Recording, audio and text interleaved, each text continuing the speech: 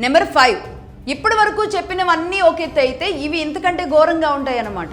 అదేంటంటే నిజానికి state police, central police కానీ, సెంట్రల్ టీముకు కానీ, సెంట్రల్ నుంచి వచ్చే కేంద్ర అధికారులకు కానీ స్టేట్ పోలీస్ సహకారమే ఉండదు. ఇది ఒక దారుణమైన విషయం. దీంతోపాటు NRC, national register of citizens ఏదైతే ఉందో, సిటిజన్షిప్ ఏదైతే ఉందో దీనిని వ్యతిరేకించే మొట్టమొదటి రాష్ట్రం. అలాగే సిఏఏ, సిటిజన్షిప్ అమెండ్మెంట్ యాక్ట్, దీనిని మొట్టమొదటిగా వ్యతిరేకించే రాష్ట్రం వెస్ట్ బెంగాల్ మాత్రమే.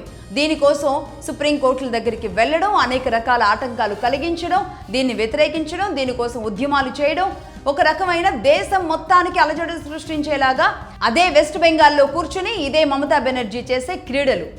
ఏ కేంద్ర సంస్థకి కూడా సహకారం అందించకపోగా దీనికి సంబంధించి ఏదైనా కేంద్ర సంస్థ రాష్ట్రంలోకి వస్తే రాళ్లు వేయించడం, ఏకంగా దానికి పోలీసులు కూడా అండగా నిలబడగలగడం, ఇవన్నీ కూడా ఒక రకమైన ఘోరమైన చర్యలు.